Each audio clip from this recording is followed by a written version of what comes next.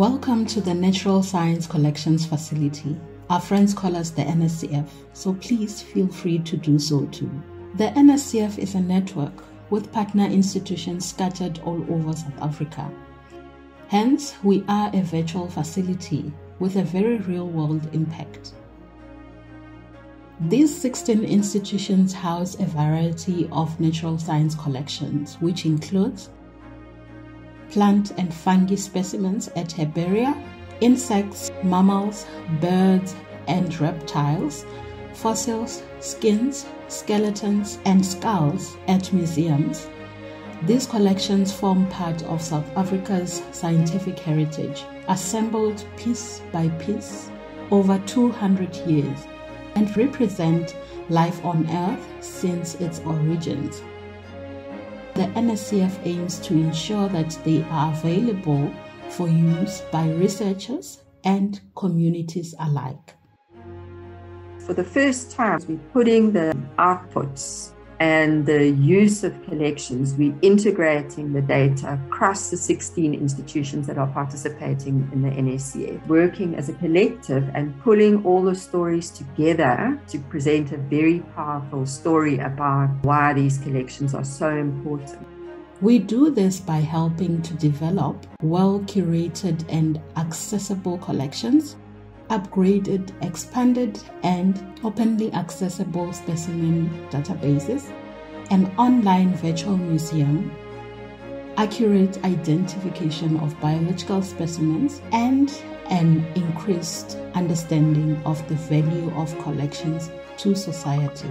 One thing that I would like everybody to know about the NSCF is that this is a very innovative, different approach to natural science collection. The research infrastructure is considered a big, very highly sophisticated piece of equipment that sits in a room or in a building, and it's used by scientists. Our research infrastructure is the collections and the associated data.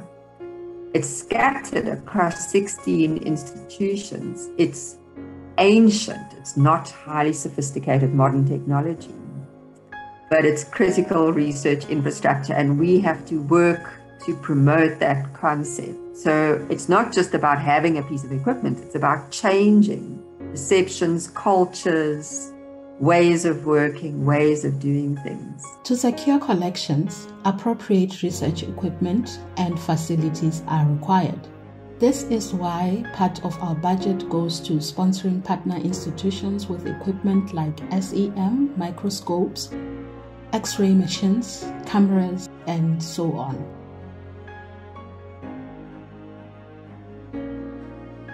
Data associated with specimens is as crucial as the specimens themselves.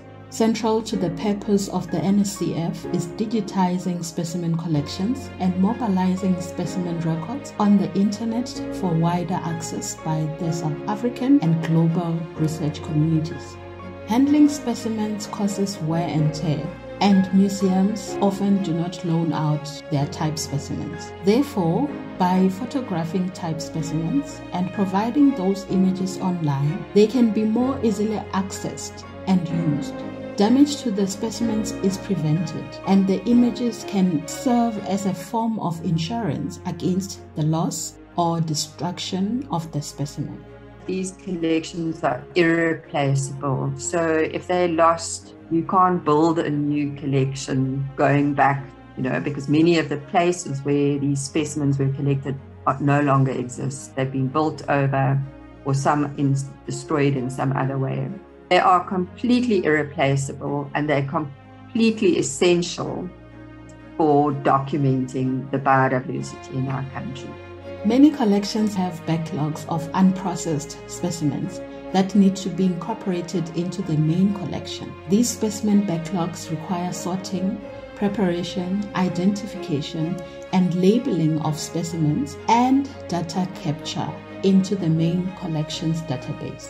To date, almost 100,000 plant specimens have been captured, and several thousand vertebrate specimens, primarily reptiles and amphibians, have been incorporated into collections. Managing all this data requires appropriate software systems. The NSCF has developed a comprehensive data standard based largely on the International Darwin Core Standard and is currently implementing this in collections databases. This includes developing efficient and comprehensive workflows for data management activities such as data capture and cleaning, data sharing, and data backups.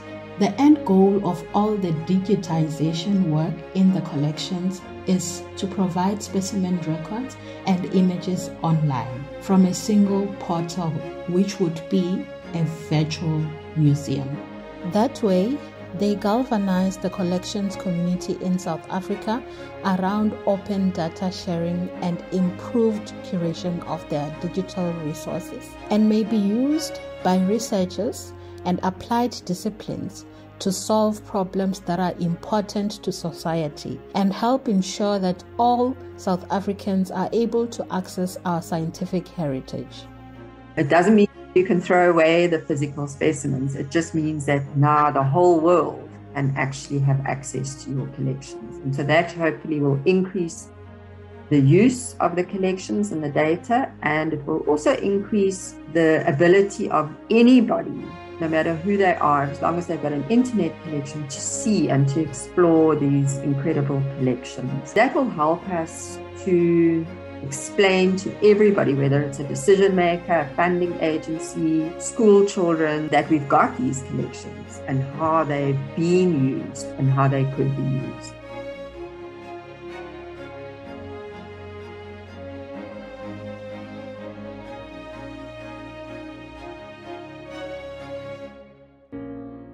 Beautiful as South Africa may be, our country carries a deep history of colonialism and oppression, which is deeply entrenched in the museum community.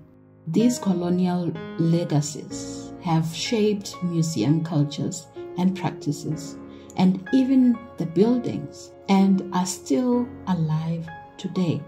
In order to achieve our goals, we need to break down the colonial way of working. The collections community, so the staff that worked in these collections, were very stuck in a culture of negativity. They couldn't see any solutions, they could just see problems. Collection institutions worked almost completely in isolation from each other. There was no collaboration or interaction across institutions.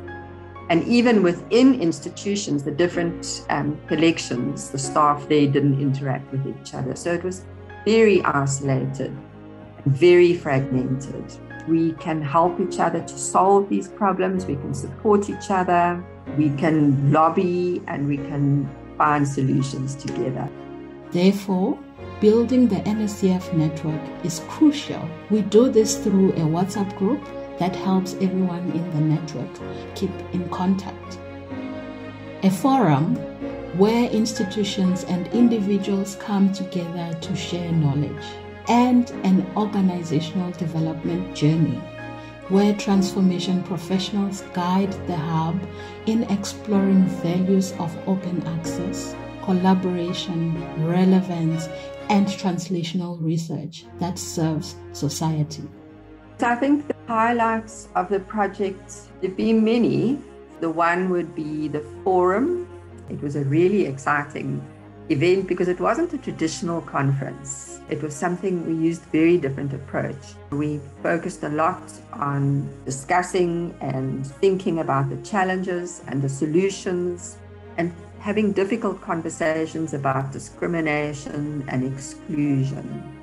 And I think it was the first time that many of the staff from the institutions had been exposed to these kinds of topics, but also the first time that they'd had an opportunity to have a voice and to be listened to and to be recognized. The second highlight would probably be the publication and finalization of the collection management and curation manual that the NSCF put together. It was a very engaging process of putting that manual together, and I think that gives people a sense of ownership of it. It's our sort of guiding document for the collections and the data going forward. But what is the glue that holds all these 16 institutions together? That would be the coordinating hub, a small but dedicated team of passionate people who are grateful for the chance to do their bit towards a huge goal.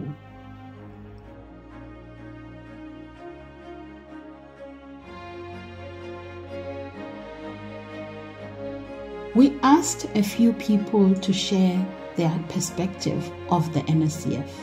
Heritage is important, or at least museums are important, because museums are these houses of expert knowledge, and they're sharing and informing the public on what knowledge they have, and so the public can also engage and question, critique what's in the museum. It's not just there to be looked at, but it's there for the public to engage. Because when you go into a museum, you just think, oh, the exhibition space is it. That's the whole museum. But then you go in the back, and then there's all the collection and conservation areas and spaces, and you're like, wow, it's not just for the public. The museum is also there for research. So I haven't directly worked with the NSCF, but the handbook from the NSCF that Aisha gave to me, that was helpful in informing my research project and looking at policy that has been put in place already. I didn't know about collections management before, I just heard about it. So that was a nice overview, just looking through that. I think it's important to have this overarching body that kind of communicates with all these different institutions. So it's not just one institution working in isolation and then changing things by themselves, and that change doesn't really translate to the rest of the country. Having the NSCF at the top and then kind of communicating these changes to all the different institutions that are part of it is important, because you kind of can get that change translated throughout the country. The collections manual developed by the NSCF really helps us to get the collections up to standard.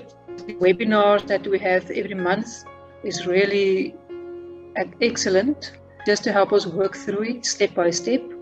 And then of course there's also the courses that the NSCF presents, like this collections course that one of my staff attends, and several staff members are getting the chance to sit on committees of the NSCF and attend forums, and the exposure and experience they get is tremendous. The change management workshops really help me to understand other people and their situations, which maybe before I never thought of it in that way. Sometimes you wonder what's going to happen with the collections if I'm not there anymore, but I know now there's someone who will look out for it.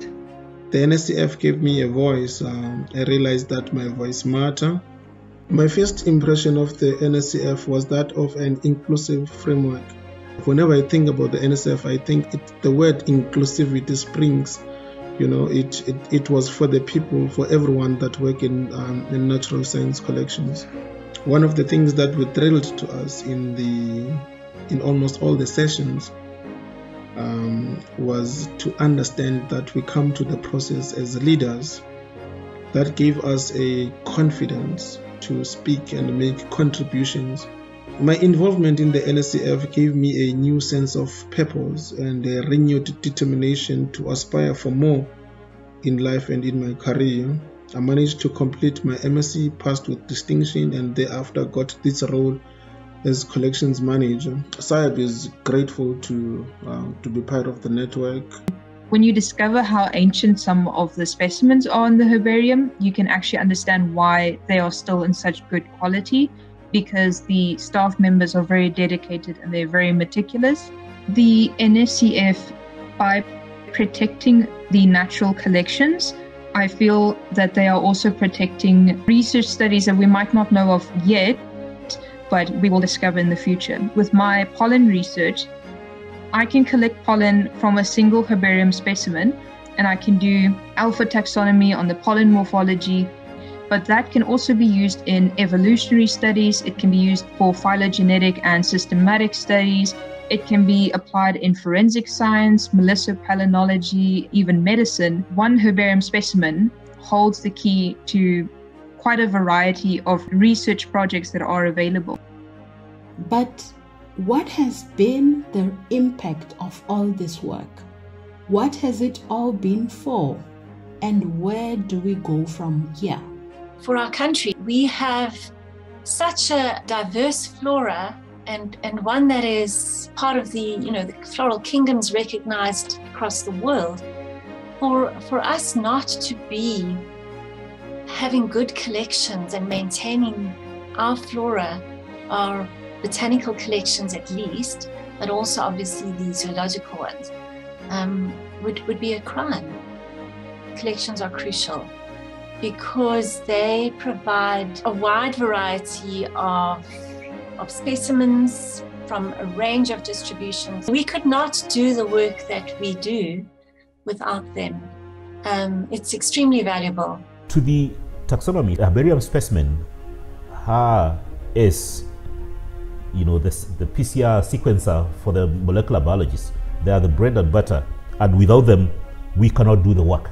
From the point of view of unlocking the bioeconomy, to has been stewards that we're living on a planet, on a continent, in a country which has heritage for ourselves, for our current uses, but heritage for future generation, for uses that we know, but also uses that might arise in their environment.